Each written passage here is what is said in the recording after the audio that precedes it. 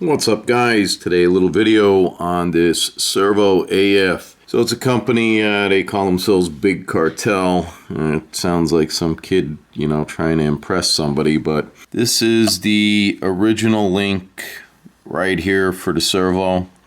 And you can see this one is much larger. I've seen a lot of people, they'll just take a Traxxas end and replace it on the one end. I don't really like that. If you line this up here and you take a little from this side and then make it equal, it's a much better way to do it. All right, so to get this thing apart, you got the plastic piece, a washer and a spring and another washer that comes off this end over here.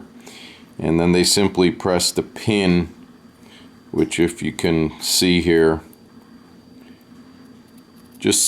they milled this out, and then they pressed the pin into this part here to put it together. Added a washer here with a spring, and then this part here, they put a shoulder right there. Very simple to make, but it is stainless, so stainless is not something I really like to mill and try and chase threads on, so instead of messing with it, I just paid the money and that was it. Is it worth 50? No. So all I did is take a razor blade and just nip just ever so slightly off. We'll go ahead and put this end back on here, and we'll see where we're at. And the easiest way to get this end off here is just stick a key through there, and then through that mill slot, stick it through there, and then just twist it back on. So there's really no reason to buy those pliers that, hold shocks and all. It's just a waste of money. But anyway, you can see here,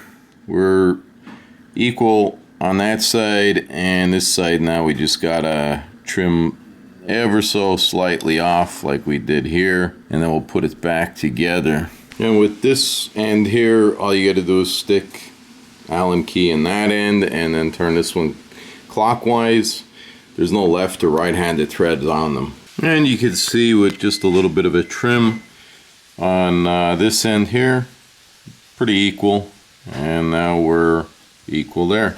Alright, so there she is. This part, the plunger that goes inside the milled part with the pin, I put on this side. You might have to adjust your sub trim, no big deal. Right out of the box, this truck had the tire pointing out this way, and the way I remedied that was I stuck it in a chuck in my lathe, and I gave it a bend here and gave it a bend here, which brought the tires in closer.